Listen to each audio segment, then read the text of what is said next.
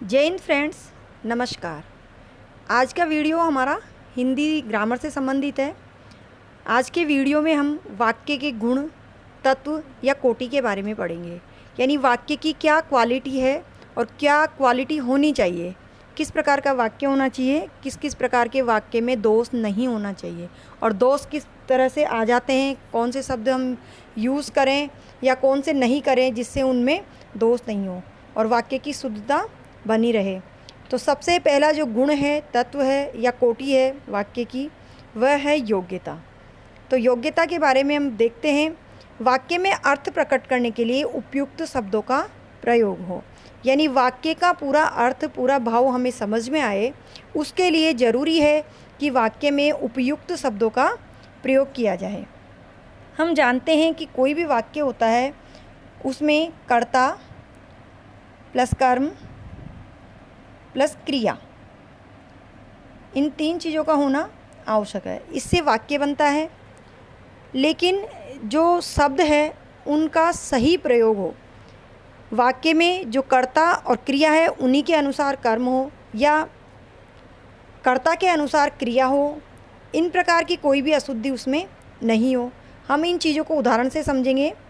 जहाँ वाक्य में उपयुक्त शब्दों का प्रयोग नहीं होता है वहाँ वाक्य में योग्यता संबंधी अशुद्धि होती है।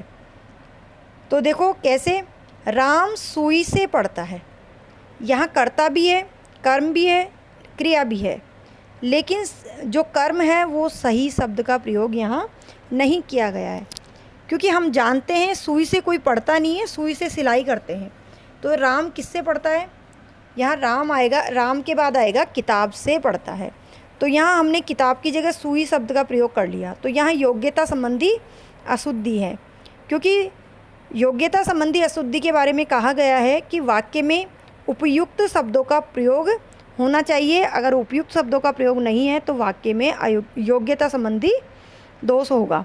तो यहाँ किताब आता तो वाक्य शुद्ध होता है, लेकिन यहाँ सुई लिख दिया।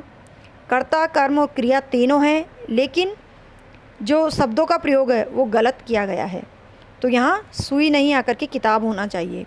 इसी प्रकार से नदी खड़ी है, क्या नदी खड़ी रहती है? नहीं, नदी बहती है। तो नदी के बारे में अगर ये कहा जाए नदी बहती है, नदी बह रही है, तो वो वाक्य शुद्ध होगा। लेकिन अगर यहाँ आ जाता पर्वत खड़ा है तो वाक्य शुद्ध होता। तो यहाँ पर भी अशुद्ध शब्द है, यानी जो शब्द का प्रयोग किया गया है वो अशुद्ध शब्द का प्रयोग किया गया है। होने में तो ये शब्द अशुद्ध नहीं है, लेकिन इस वाक्य में यहाँ प्रयोग अशुद्ध है, इसलिए यहाँ उपयुक्त शब्दों के प्रयोग के अभाव में वाक्य में सही अर्थ की अभिव्यक्ति नहीं हो रही है, यानी योग्यता संबंधी अशुद्धि है। वाक्य में योग्यता संबंधी गुण होना आवश्यक है। दूसरा है आकांक्षा। वाक्य में अर्थ को प्रकट करने के लिए शब्दों का पूर्णतः प्रयोग होना चाहिए, अन्यथा वाक्य अधूरा प्रतीत होता है। क्या कहा गया है? वाक्य में अर्थ को प्रकट करने के लिए शब्दों का पूर्णतः प्रयोग, यानी पूरी तरह से शब्दों का प्रयोग होना चाहिए। वाक्य में अगर पूरे शब्दों का प्रयोग नहीं होगा तो वाक्य अधूरा रहेगा और वाक्य में अर्थ की प्रतीति नहीं होगी, यानी अधूरा वाक्य प्रतीत होगा और ना ही अर्थ समझ में आएगा, वाक्य का भाव समझ में नहीं आएगा। जैसे उदाहरण में दिया हुआ है, वह किताब से, वाक्य अधूरा है तो पता ही नहीं चल रहा कि कहना क्या चाहता है। वाक्य में वह किताब से के बाद क्या आएगा, वह किताब से पढ़ता है या जो भी है, वाक्य पूरा नहीं है, तो ये अधूरा वाक्य है, यानी कि शब्द को अधूरा छोड़ दिया गया है, तो वाक्य भी ये पूरा नहीं है। आकांक्षा संबंधी अशुद्धि है। दूसरा है वह हंसते हुए, वो हंसते हुए क्या कर रहा है, अधूरा वाक्य छोड़ दिया गया है, तो यहाँ भी अशुद्धि है। अगला है रीमा नाचते नाचते। नाचते नाचते क्या हुआ नहीं पता, क्योंकि वाक्य में ऐसा कहा नहीं गया है, तो यहाँ भी वाक्य में अर्थ की प्रतीति नहीं हो रही है। तीसरे नंबर पे आता है आसक्ति या सन्निधि। आसक्ति या सन्निधि संबंधी जो गुण होता है वाक्य में वो होना चाहिए, अगर नहीं है तो वो अशुद्ध वाक्य होगा। वाक्य में सभी शब्दों का का अर्थ है कि यानी सभी शब्दों के बारे में कहा गया है कि समय पर उच्चारण होना चाहिए, अन्यथा आसक्ति या सन्निधि संबंधी दोष होगा, समीपता का दोष होगा। यानी वाक्य ऐसा बोला जाए कि एक शब्द तो अभी बोल दिया, दूसरा शब्द 10 मिनट बाद बोला, 2 घंटे बाद बोला, यानी उसमें जो सन्निधि यानी समीपता का दोष पाया जाता है। जैसे पानी लाओ, पानी बोला, बीच में गैप कर दिया, फिर बहुत देर बाद बोला लाओ, तो ये आसक्ति या सन्निधि संबंधी दोष है। दूसरा वाक्य खाना 10 बजे, 10 बजे क्या, फिर बोला 12 बजे, यानी खाना 10 बजे खाया और पानी 12 बजे पिया क्या, नहीं, ये अशुद्ध और इसमें यह गलती है कि यहाँ पर वाक्य में गैप किया गया है। वाक्य बोलने में बहुत लंबा गैप होना आसक्ति या सन्निधि संबंधी दोष होता है। हवाई जहाज़ उड़ता है, यहाँ भी बीच में गैप कर दिया, यानी हवाई जहाज़ 10 बजे बोला और उड़ता है 12 बजे बोला, तो ये बीच में गैप हो गया, बहुत लंबा गैप हो गया, यहाँ भी सन्निधि अशुद्धि है। फिर है रात्रि विश्राम, रात्रि को विश्राम करते हैं और फिर प्रातः, रात्रि और प्रातः के बीच में गैप होता है, लेकिन यहाँ हमें कहना क्या है, वो एक ही वाक्य में एक साथ बोलना था, तो यहाँ भी बीच में अगर गैप किया है तो आसक्ति या सन्निधि संबंधी दोष है। आगे देखते हैं अन्विति, चौथे नंबर पे है अन्विति। वाक्य में लिंग, वचन, पुरुष आदि का सही सामंजस्य बैठाना, अगर वाक्य में इन सब का सही सामंजस्य नहीं हो तो अन्विति गुण का अभाव होता है। यानी जो वाक्य है उसमें लिंग, वचन, पुरुष के अनुसार वाक्य में प्रयोग होना चाहिए, क्रिया भी कर्ता के अनुसार होनी चाहिए। अगर इस तरह का कोई दोष है, इस तरह का प्रयोग नहीं किया गया है वाक्य में, तो सही भावार्थ समझ में नहीं आएगा और अन्विति संबंधी दोष माना जाएगा। तो वाक्य में अन्विति का गुण भी होना जरूरी है।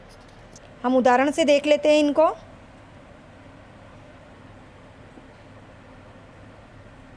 दही मीठी है, दही मीठी है। हम जानते हैं कि जो दही शब्द है उसका लिंग पुल्लिंग है, तो यहाँ मीठी नहीं आकर के दही मीठा है होना चाहिए, तो लिंग संबंधी अशुद्धि है।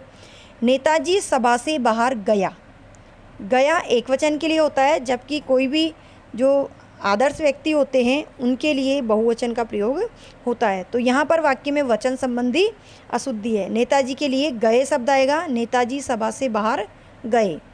इसी तरह से हम घर जाता है, हम घर जाता है, यहाँ अगर मैं होता तब भी मैं घर जाता हूँ आता, और जाता शब्द एक वचन के लिए आता है, तो यहाँ पुरुष संबंधी अशुद्धि है। यहाँ हम घर जाते हैं शब्द आना चाहिए, हम के साथ में जाते हैं, हम बहुवचन शब्द है और जाते हैं बहुवचन के लिए क्रिया आएगी, और यहाँ पुरुष संबंधी है क्योंकि यहाँ पर हम हैं, हम की जगह मैं होना चाहिए। पद क्रम प्रत्येक भाषा की एक निश्चित क्रम व्यवस्था है, यानी क्रम व्यवस्था होती है, उस क्रम के अनुसार वाक्य में शब्दों का प्रयोग होना चाहिए। अगर ऐसा नहीं होता तो वाक्य में पद क्रम गुण का अभाव माना जाता है। पद क्रम से अर्थ है कि जिस क्रम में जिस शब्द को रखा जाना चाहिए उसी क्रम में अगर वो वाक्य में नहीं है तो पद क्रम संबंधी अशुद्धि होगी। हमने जैसे देखा था और हम जानते हैं कि जो वाक्य होता है उसमें सबसे पहले कर्ता का प्रयोग करते हैं, फिर कर्म आता है, फिर आती है हमारे क्रिया। तो अगर वाक्य में कर्म पहले लिख दिया जाए, क्रिया बाद में, फिर उसके भी बाद में कर्ता लिखा जाए, तो ये पदक्रम संबंधी अशुद्धि होगी, जैसा कि हमने उदाहरण में दिखाया है। श्याम है पढ़ता पुस्तक। वाक्य में पद तो सभी प्रकार के हैं जो कि एक वाक्य में होने चाहिए, लेकिन इनका जो क्रम है वह उल्टा पुल्टा लिख दिया गया है, तो ये वाक्य पदक्रम संबंधी अशुद्धि वाला है।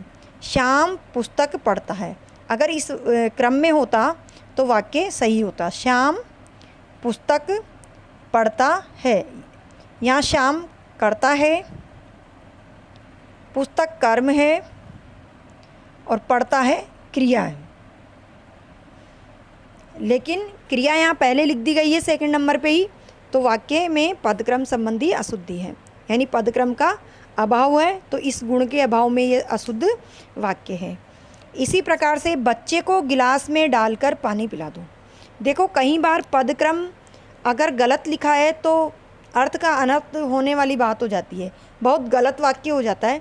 बच्चे को गिलास में डालकर पानी पिला दो, देखो कितना गलत लिखा हुआ है। कई लोग ऐसा बोल भी देते हैं, बच्चे को गिलास में डालकर पानी पिला दो, जबकि होना क्या चाहिए, बच्चे को पानी पिला दो या गिलास में डालकर बच्चे को पानी पिला दो, यानी पानी गिलास में डालो न कि बच्चे को गिलास में डालो। तो यहाँ पदक्रम उल्टा उल्टा है, इसलिए ये वाक्य गलत है। तो ये थे वाक्य के गुण जिनके अभाव में वाक्य अशुद्ध हो जाता है। अगर वीडियो आपको पसंद आया हो तो प्लीज़ वीडियो को लाइक करें, शेयर करें और चैनल को सब्सक्राइब भी करें।